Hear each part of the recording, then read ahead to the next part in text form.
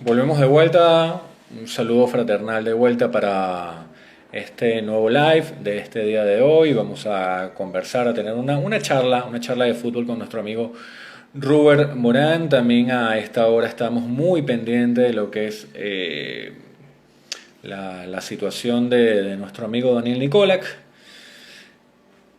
Estamos buscando información al respecto, sabemos que está en estos momentos en terapia intensiva, estaremos también dando información y dando un poquito de esa situación a la espera de que todo marche de la mejor manera posible. Estamos esperando que Ruber se conecte. Parece que hay problemas de conexión en estos momentos en la ciudad en donde Ruber se encuentra en estos momentos, que es allá en Sevilla, en donde sigue su formación como gerente deportivo y también como director técnico. Próximamente estará realizando el curso de la UEFA Pro para obtener el carnet para poder también tener la posibilidad de... Tenemos a Ruber y bueno, vamos a disfrutar de una nueva charla de fútbol. Hola Ruber, ¿cómo estás?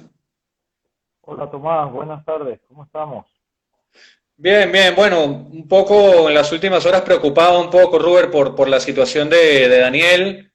¿Cómo así? Eh, estamos tratando de tener información al respecto. Sabemos que está ya en una clínica acá en la ciudad capital, en terapia intensiva, y estoy tratando de comunicarme con diversos amigos, sobre todo con Helio Quintal, al que le mando un fraternal abrazo, porque se ha Tranquilo, movido como abrazo pez en fuerte. el agua para solventar y para ayudar a la situación de Daniel. Y bueno, todos los que formamos parte de este entorno del fútbol venezolano, también de una u otra manera hemos ayudado para que nuestro querido Daniel pueda salir de esto.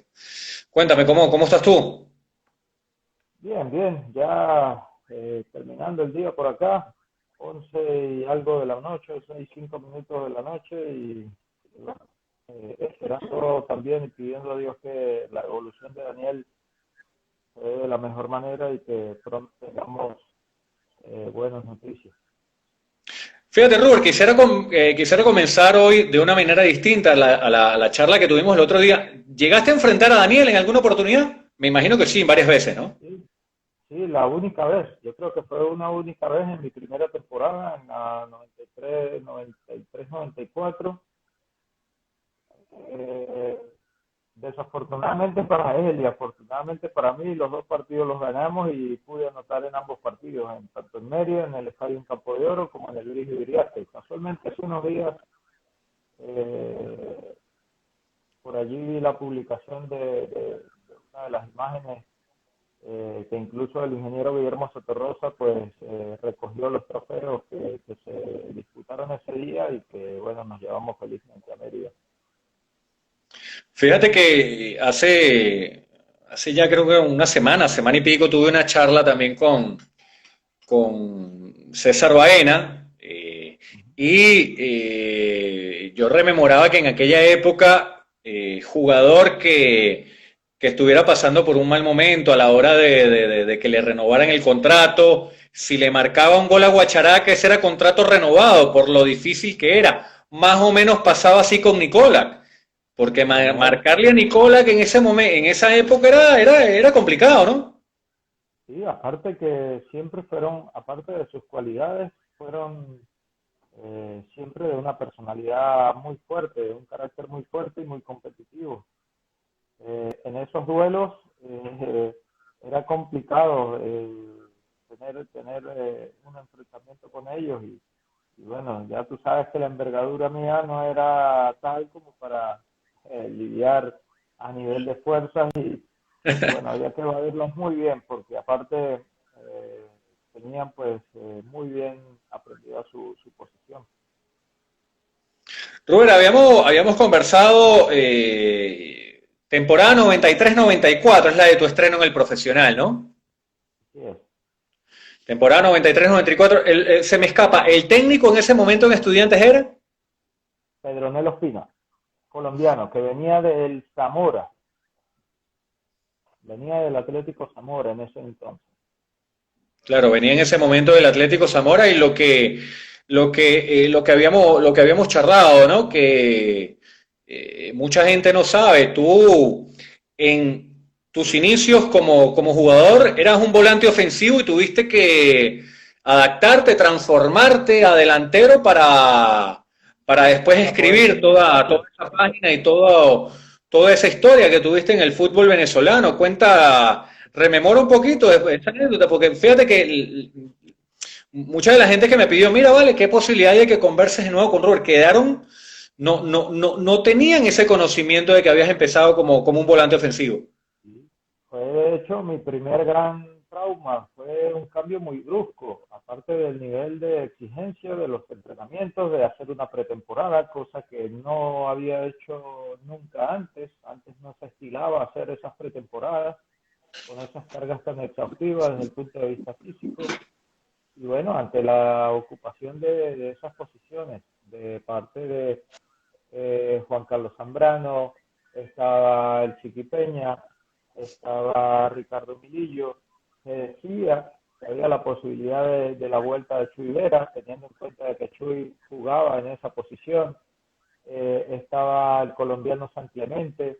Había una serie de opciones en las cuales yo iba a ser relegado directamente, entonces el nivel de oportunidades no iba a ser el mismo y mientras estaba en definición la vinculación del Popi Palencia en ese entonces, quien era el titular indiscutible como jugador criollo, pues me abrió el espacio a mí para siempre y cuando me adaptase y esa fue la oferta que me hizo el profesor Pedro Nelo Ospina y bueno, toda la preparación, toda esa pretemporada, aparte de la carga física a la que fui sometido, en un periodo de verdad que una adaptación muy fuerte, porque nunca antes, repito, había hecho un trabajo como el que se hizo en ese entonces y también adaptarme a esa posición de delantero, cambiar mis destrezas, cambiar mi velocidad, cambiar mis funciones, mis tiempos mentales, mis tomas de decisiones. Era un cambio muy radical porque el profe Pedronel pues directamente ya me pedía, era un único objetivo, movimientos para finalizar aprovechando los pases de Juan Carlos Zambrano, de Ricardo o en este caso del Chiquipeña, quienes eran los dos que jugábamos prácticamente un juego directo. Éramos contraatacadores y bueno, yo tenía que hacer constantemente rompimientos y en velocidad, entonces me tuve que adaptar fuertemente a esa disposición y bueno, afortunadamente lo logré con tanto esfuerzo, con tanta disciplina y sobre todo con la confianza del entrenador, que pude incluso debutar haciendo un gol dentro de esa propuesta futbolística que se hacía en ese entonces. Robert, y antes de esa llegada, de ese debut en la primera división, yo pienso que sí, ¿no? Todos en su momento han tenido un referente, un jugador al que seguir, un espejo al que mirarse. ¿Cuál era ese espejo? ¿Cuál era ese referente que tenía Robert Morán allá en Mérida? Bueno, mira, en Estudiantes de Mérida siempre se habló históricamente de Chazaro. eh, Luego, en el tiempo, Richard, que fue una de las personas con mayor categoría y mayor nivel. El Mono Rivas, quien fue mi padre futbolístico, que incluso realizó algunos goles, pero bueno, entre sanciones y lesiones no logró tener el rendimiento que dentro de las posibilidades y la calidad que Miguelito siempre tuvo, pues no pudo tener una mayor relevancia. Luego la llegada de Juan José Escarpecio, que definitivamente se convirtió en uno de los ídolos referentes de la historia del fútbol de Estudiantes. Y en esos últimos tiempos, previos a mi llegada, a la del de Maro Fernández, que era ya prácticamente el ícono, de hecho es el máximo goleador histórico del Estudiantes de Mérida y del cual pues dentro de las características del juego era el, al que buscaba siempre emular. Era un hombre con unas características muy definidas como goleador. Comenzó jugando por las puntas, pero luego se convirtió en un 9 de área con una letalidad en cualquier tipo de remate, especialmente los remates de cabeza. Era un tipo fenomenal, que se sabía mover, que sabía aguantar, que sabía jugar de espalda, que sabía jugar de frente y que aprovechaba muy bien sus movimientos cuando se avanzaba por las bandas para rematar los centros, que en aquel momento así se denominaban. Robert, ¿tú Bueno, piensas que más allá de esa evolución del deporte, del fútbol como tal, del crecimiento sostenido que ha experimentado el fútbol venezolano en el último tiempo, no quiero comprometerte con esta pregunta, pero ¿tú piensas que ese fútbol de Mérida había jugadores más técnicos que hoy en día? Mira, yo pienso que siempre ha habido jugadores técnicos. Lo que pasa es que para el nivel de terrenos de juego con el que se jugaba el fútbol profesional antes, se demandaba de una mayor técnica. Ahora lo que se necesita es un mayor vértigo, una mayor y una mejor disposición a nivel táctico, y en aquel momento se sacaba muchísima ventaja de lo técnico. Hoy día también se saca ventaja de lo técnico. Termina siendo esa la ventaja para el delantero. Pero yo creo que en Venezuela históricamente siempre hemos contado con una muy buena gama de jugadores de alta calidad a nivel técnico. Creo que nuestros máximos referentes, como lo han sido Juan, como lo ha sido Stalin, Castelo, con los que tuve la fortuna de vivir las primeras etapas a nivel de selección. Y con esa gran cantidad de compañeros que tuve durante mi carrera, yo creo que puedo decir que siempre hemos tenido jugadores de alta calidad y de muy buen nivel técnico. Fue muy importante aquel compromiso en la ciudad de Valera, en donde te enfrentaste a Trujillanos con el cuadro de estudiantes de Mérida y conociste al que posteriormente iba a ser el técnico que te diera la posibilidad de mostrarte a nivel internacional, primero en ese preolímpico de Mar del Plata en el año 96 y meses después en lo que iba a ser la eliminatoria hacia Francia 98. Me estoy refiriendo a Rafa Santana para todos los amigos que están disfrutando de este live. Mira, había sido un jugador con una trayectoria dilatada ya en nuestro fútbol. Se había convertido en uno de los entrenadores icónicos. Venía de ser subcampeón a nivel nacional.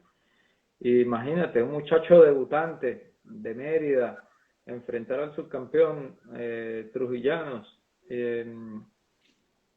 Y bueno, toda la jerarquía, todos los tantos en el favoritismo de ese primer partido hacia el lado del equipo local.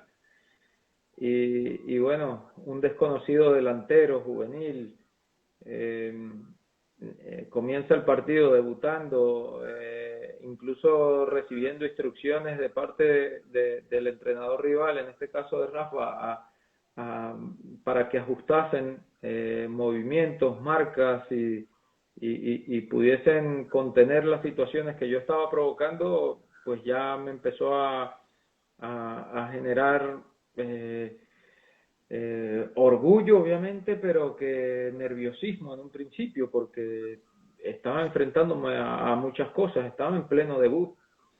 Y luego terminar el partido, pues de haber recibido algunas entradas fuertes, de haber vivido una situación difícil, de estar anotando el gol que hasta los últimos minutos nos estaban brindando el triunfo, pudieron ellos empatarlo y bueno, recibir la felicitación camino al vestuario de parte del entrenador visitante, del entrenador local, y que a la larga se transformó en el entrenador que me dio la oportunidad de vivir una etapa maravillosa, mi primera etapa realmente con un ciclo bien hecho a nivel de selecciones y bueno, vivir una etapa maravillosa en Mar del Plata. Y posteriormente fue quien me permitió también debutar a nivel de la selección de mayores. Nos terminamos convirtiendo esa generación en la base de una selección que, bueno, con el tiempo y con el transcurrir de las etapas de los entrenadores en la selección, pues nos convertimos con el tiempo en esa base de la Vinotinto. Robert, antes de tocar lo que fue ese preolímpico, ¿tú consideras, a ver, hay como que una mala costumbre, ¿no? Que se ha generado en el último tiempo en decir que el cambio en el fútbol venezolano se dio desde Pastoriza. Obviamente, al profe José Omar siempre se le estará agradecido y todo lo que se consiguió posteriormente, pero ¿no crees que es un poco, cómo te pudiera decir, no del todo grato, no restarle o quitarle mérito a lo que en su momento se dio con Ratomir, con Rafa, con el profe Borrero, e incluso me voy más atrás, ¿no?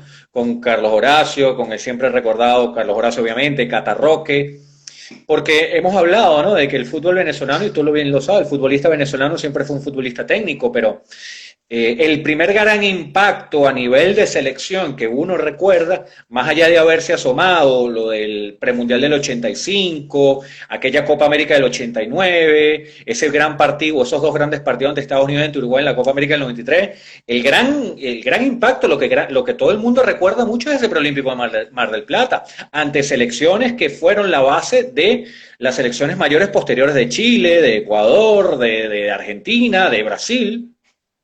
Sí, incluso la etapa de Ratomir, que también fue una de las etapas que le permitió al fútbol dar pasos. Yo creo que todos quienes han pasado por la selección y por el fútbol de selecciones en Venezuela han dejado, de alguna manera u otra, han dejado avances. A lo mejor unos con mayor relevancia que otros. Lo que sí es cierto es que Richard aglutina la madurez, la experiencia internacional, el roce, y se conjuga la ambición, momentos de quiebre, empezamos a tener una serie de necesidades a nivel de identidad, de forjar un estilo de juego, pero todo lo sucedido anteriormente tuvo que ver luego con ese resultado, que estuvo en manos de Richard y que a lo mejor el avance y el progreso fue mucho más evidente, más rimbombante, que tuvo mayor repercusión desde lo integral del fútbol, desde lo técnico, desde lo táctico, desde lo futbolístico, desde lo visual, desde lo que era ganar espacios de respeto, que antes era prácticamente era una osadía intentar sacar algún resultado dentro y fuera. Pues yo creo que sería mezquino el quitarle mérito a todos los entrenadores que estuvieron anteriormente. Lo que sí, bueno, recalco, lo que sí es cierto es que Richard pudo concretar un momento de madurez importante de esa base que se engendró en ese preolímpico y que bueno, con los procesos que vinieron intermedios, pues siempre fuimos dando pasos hasta que consolidamos lo que fue esa Vinotinto a partir del 2001. Entonces, eso es como decir que el fútbol que hoy día se vive en nuestro país no tiene nada que ver con la evolución que se tuvo en aquel entonces. Yo creo que sería mezquino el no reconocer el paso de todas esas generaciones. Por cierto, estoy viendo a un amigo, a Fernando Dornella, quien está en Skien, en Noruega, saludando, que también hizo parte de eso, a nivel de clubes. Gran abrazo, Fernando. Y bueno, así como a todos los participantes, a quienes escuchan, a Johnny, que fue uno de mis cariñosos amigos de la utilería allá en el Deportivo Táchira en la última gestión, quien ahora hace vida en el fútbol colombiano. Un saludo para todos ellos. Y bueno, como te decía, yo creo que sería mezquino decir que la actualidad del fútbol obedece a un toque de varita mágica y que apareció de la noche a la mañana este nivel de fútbol y que no ha sido toda una evolución. A lo mejor en algunos momentos con más vértigo y más velocidad y a lo mejor en unos con un poco de rezago. Yo creo que de todas las dinámicas que han pasado, de todas las gestiones que han pasado la mano por la selección de Venezuela, han dejado de alguna manera conclusiones que nos han permitido siempre evolucionar. Y lo que yo viví desde la época de ese prepanamericano, con Ratomir Dukovic, con Rafa Santana, con Lino Alonso, con Borrero, Pastoriza, y luego vivir la etapa más maravillosa que yo en lo personal puedo decir, pude vivir, porque no solamente lo disfruté a nivel personal, sino que a nivel colectivo pudimos ser un fenómeno, incluso hasta un fenómeno social para nuestro país, por las circunstancias en las que se vivía y que actualmente nos identifica a todos sin distingo alguno, ha sido la Vinotinto. Terminamos siendo la Vinotinto Béisbol, dejamos de ser el equipo criollo, el equipo llanero, el equipo sin identidad, ahora somos Vinotinto hasta el equipo de Perinola. Entonces, yo creo que le debemos mucho a todo eso que se vivió en aquel momento, en aquellas gestas, para hoy día fijarnos unos objetivos distintos dentro de esa evolución que hemos tenido, de pensar hoy en que tenemos una generación de oro y que los objetivos, más allá de competir, y si demostramos que hemos crecido, pues lo lógico es que pensemos en que podemos ir al Mundial. Entonces, todo lo que ha sucedido históricamente ha servido para ser reflejo fiel de lo que es la historia y lo que va a ser, Dios mediante, el futuro de nuestro fútbol en Venezuela. Robert, recordando, antes de saltar a otra parte importante que a mucha gente le gusta, le gusta escuchar y recordar, como fue la Copa Libertadores del 99, ¿cuál fue la clave del preolímpico en cuanto a ir conformándose ese grupo? Ese debut victorioso ante Colombia con ese gol del Tute Valiente ya en las postrimerías del partido, o ese golpe de autoridad ante Ecuador de ir debajo del marcador, de empatar, después de ganar por goleada. ¿Cuál fue el momento clave? Bueno, mira, yo puedo decir que los momentos clave yo creo que se fueron fraguando.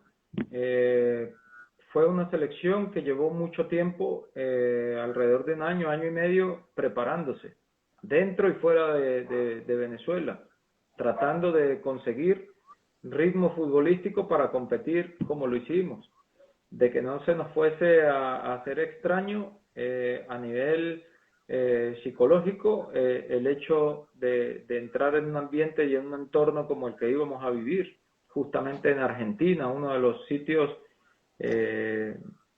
más referentes del fútbol mundial y sudamericano, un ambiente totalmente distinto al que se puede vivir en el fútbol venezolano.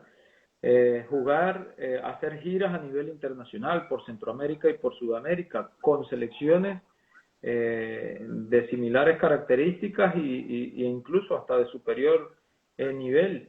El equipo mantuvo una línea coherente y fue siempre una base, se mantuvo una base, y esa base, en el momento en que viajamos y vivimos esa situación en el avión viajando justamente hacia Buenos Aires para empezar la competencia del preolímpico, ese evento de ese aviso de bomba en aquel avión papal que retornaba de Roma y que coincidencialmente fue el mismo avión que nos trasladó a Buenos Aires.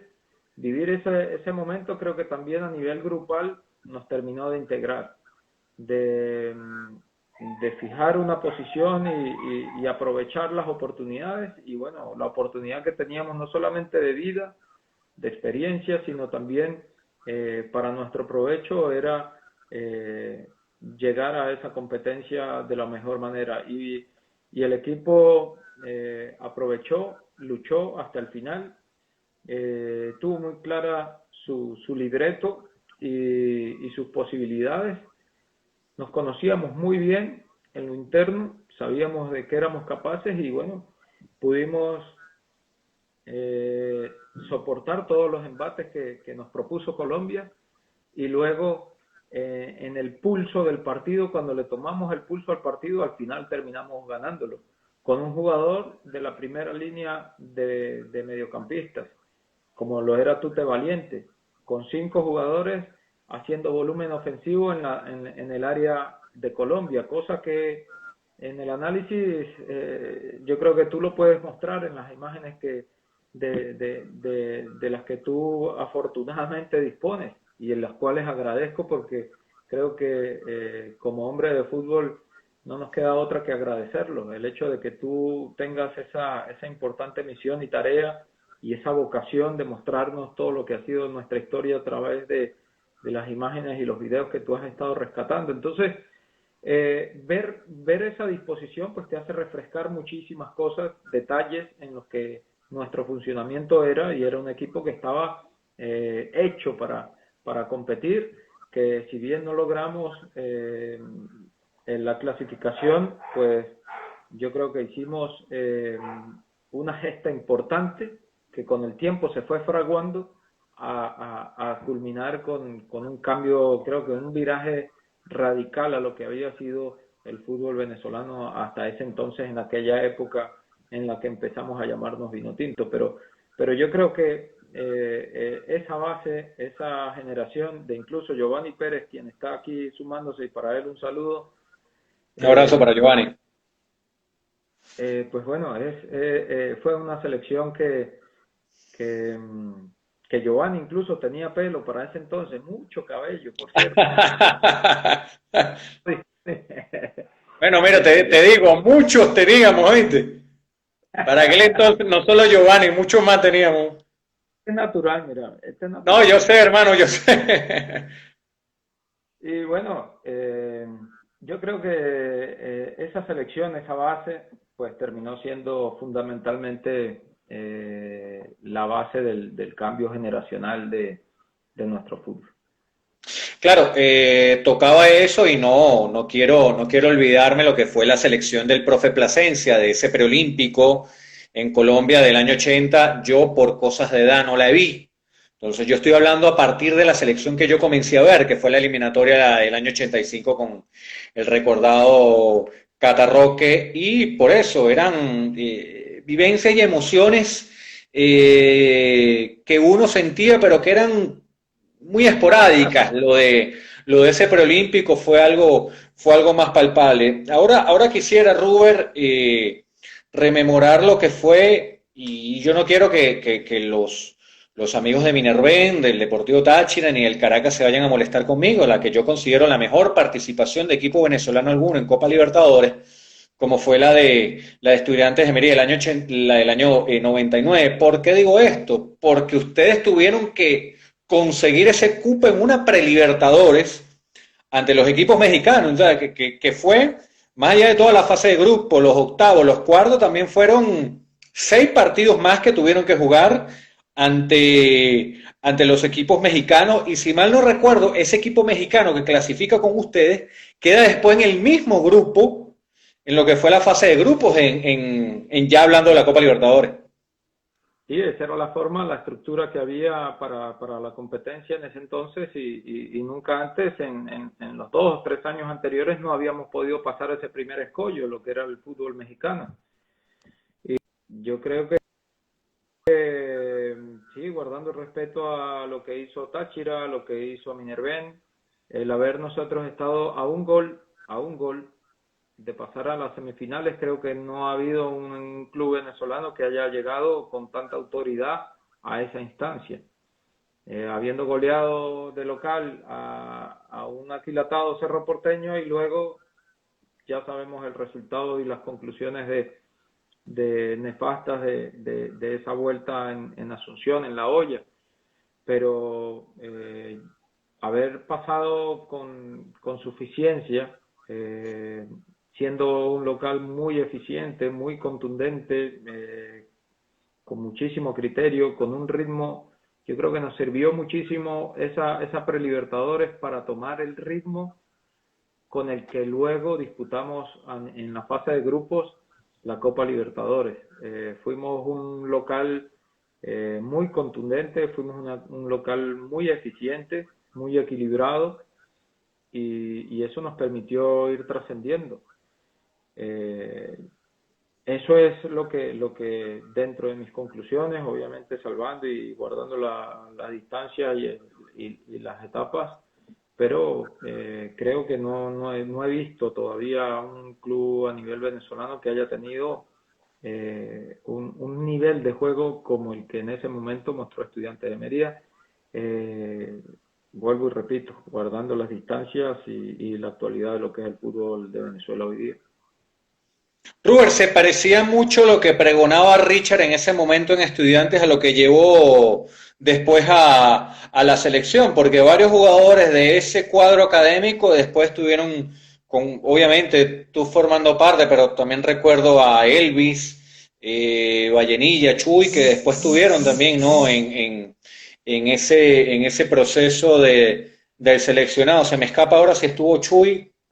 Chuy Sí, estuvo con Pastorita, se me escapa si al principio estuvo con Richard, pero es lo que te quería decir, se estaba fraguando esa identidad, ese proceso de formación de un gran técnico. Sí, yo creo que Richard en esa etapa en Estudiantes también vivió un proceso largo de 3 años y un poco más, en los cuales también a él le permitió, dentro de su convencimiento, ir quitando, primero superó esa etapa de que en Estudiantes el objetivo era salvarse, en principio, y después comenzó inmediatamente a ser protagonista.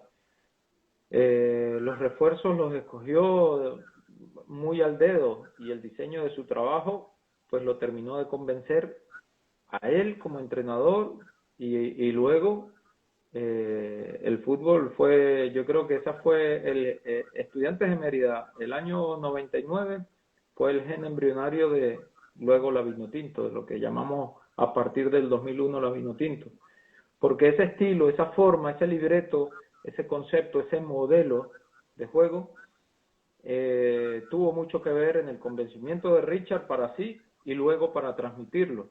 Y cuando llegó el momento de la selección, pues ya prácticamente se había mostrado el libreto en la competencia de lo que Richard estimaba y quería hacer. También tuvo el tino de escoger a los jugadores y a los hombres claves para luego darle forma a esa figura y a ese estilo bueno, que definitivamente terminó siendo esa criatura, ¿no? La Vinotinto a partir del 2001 comenzó a hacer un fútbol muy parecido a lo que hizo Estudiantes, eh, guardando las distancias de nuevo, a que una cosa es el club y otra cosa es la selección, pero creo que con mucho más mérito porque son mucho más reducidos los tiempos de trabajo para poder implementar un cambio tan radical en el fútbol que se hacía en ese momento hasta entonces y bueno, ver esa evolución que tuvimos afortunadamente a partir de esa época en adelante. Yo creo que Estudiantes fue esa célula, el núcleo de esa criatura. Rubers, 6 goles que fueron 10. Yo siempre digo, ¿no? Porque, bueno, no entiendo o me cuesta entender, aunque yo después estuve revisando, en la Liga de Campeones se aplicaba lo mismo, ¿no? Que los goles en la fase previa no contaba cuando estabas en la fase de grupo, entonces, pero sí, anotaste 6 goles en la Copa Libertadores del 99, fuiste goleador compartido con otros jugadores, pero finalmente fueron 10, porque fueron 4 en la Prelibertadores ante el otro equipo venezolano y ante los mexicanos. Sí, y en juego dinámico, no en pelota quieta, en ningún momento, porque esto no le quita el mérito a nadie ni mucho menos. Yo lo que quiero hacer énfasis es en la característica en la que se concibieron esos goles, ¿sí? Porque el resto de los compañeros que pudieron ser cogoleadores conmigo. Algunos cobraron 2 o 3 penaltis, tiros libres, y sin que esto, obviamente, que no tiene gol, igual para todo el mundo, pero que dentro de las dificultades en las cuales nosotros teníamos que confrontar, era no depender justamente de una pelota quieta para poder sacar resultados. Nosotros lo hicimos mayormente en juego dinámico. Entonces, dice mucho esto con respecto al estilo y a la forma como nosotros estábamos desarrollando nuestro juego, y del mismo modo, en un escollo dificilísimo como el que siempre nos ponían los mexicanos, porque yo había estado en las 2 ediciones anteriores con Atlético Zulia, intentando pasar, y realmente eran unos revolcones futbolísticos que nos daban. Y a partir de ese momento, de Estudiantes en adelante, ya el fútbol venezolano incluso compitió de una manera distinta, porque años seguidos con Pumas, Táchira, con los equipos mexicanos, ya tuvieron unas confrontaciones mucho más equilibradas. Entonces, sirvió de referencia esa primera vez que lo hizo Estudiantes, para de ahí en adelante, e incluso hasta que se perdió el interés de parte de los mexicanos en seguir participando en nuestra Copa Libertadores. Entonces yo creo que sí sirvió para que creciéramos, para que reflejáramos un avance, y bueno, haber hecho 4 goles en esa pre-Libertadores, haber hecho 6 goles en la Libertadores, haber ganado partido en octavos de final en Guayaquil, una cancha súper difícil, súper grande.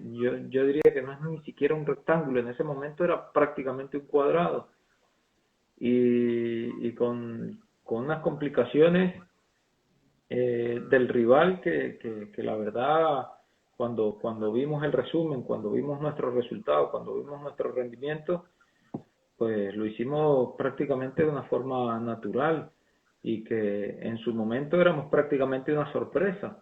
Yo tengo una anécdota, y de hecho en estos días la comentaba el zurdo, y en estos días que hemos estado de reencuentros, que el árbitro nos preguntaba: ¿es verdad que ustedes están, cuando nos estaban haciendo el chequeo, venimos de Colombia a ver justamente en ese partido en Guayaquil, ¿es verdad que ustedes juegan también así como lo dicen? Y terminamos de verdad demostrándolo, y el árbitro al final felicitándonos, cosa que en su momento era todo lo contrario, era cualquier situación en contra. Y bueno, con nuestro fútbol también nos fuimos ganando nuestro respeto. De hecho, Enrique Febre, que quien se suma a la transmisión, para él un saludo, era nuestro gerente deportivo en aquel entonces, y él puede dar fe mucho de todo esto que hemos vivido, porque bueno, jugar una Copa Libertadores, ser goleador, vivir todo eso, hasta me abrió las puertas a mí de poder ir al fútbol internacional, cosa que no era normal, era totalmente atípico para un futbolista venezolano, y eso me permitió ir al extranjero.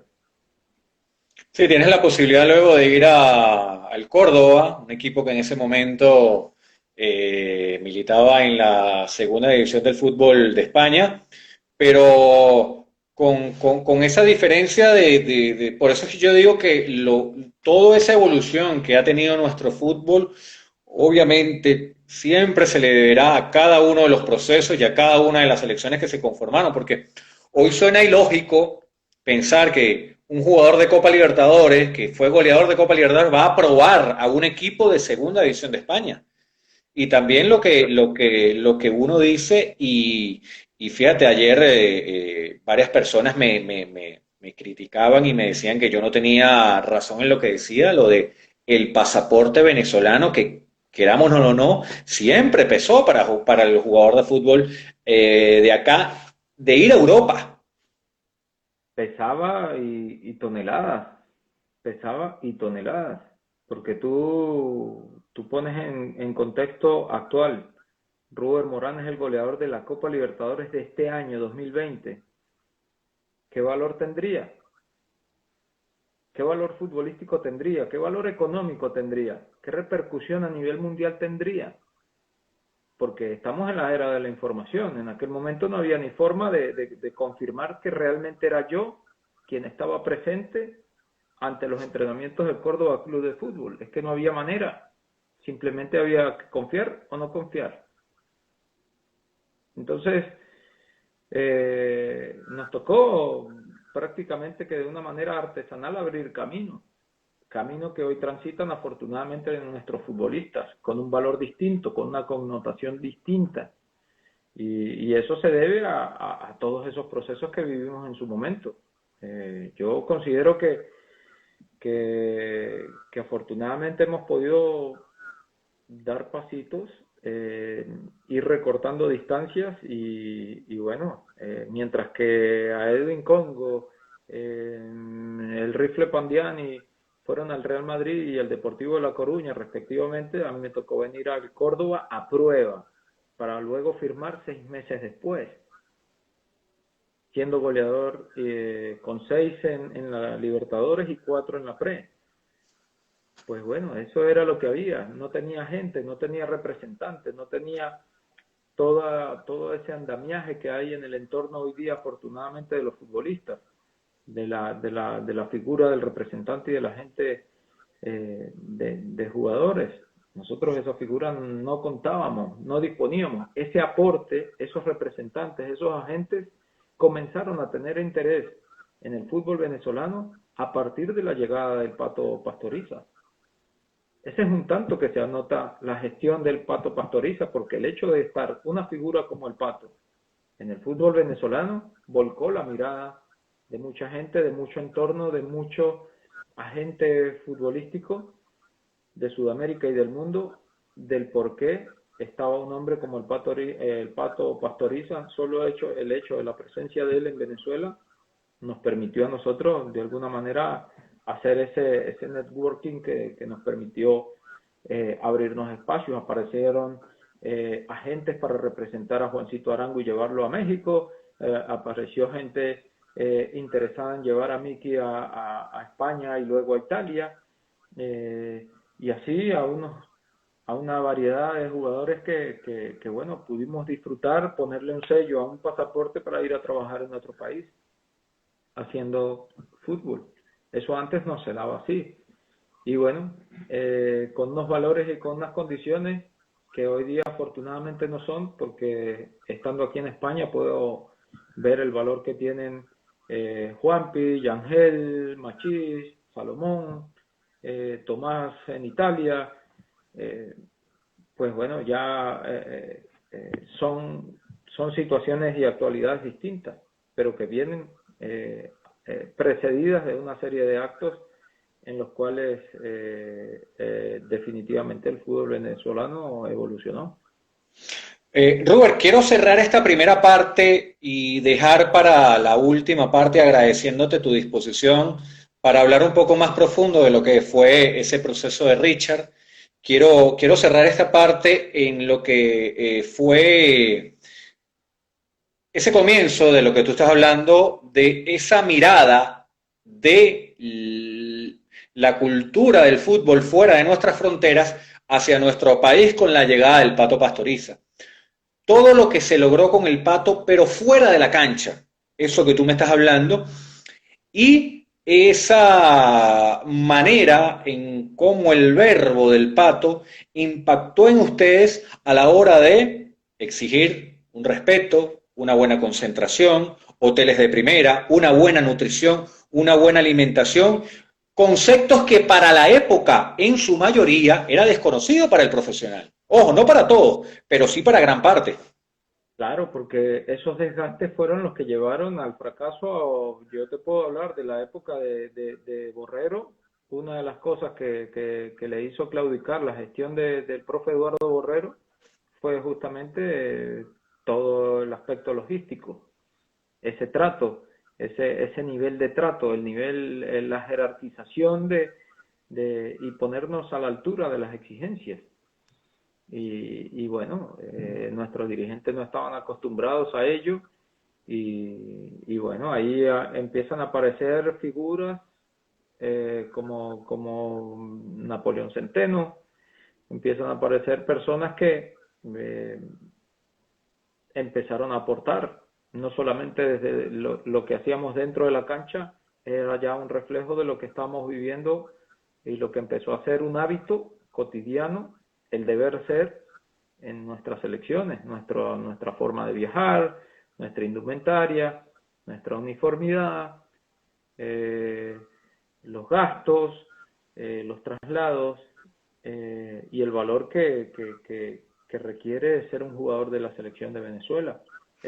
No solamente para el de afuera, incluso para nosotros mismos como jugadores.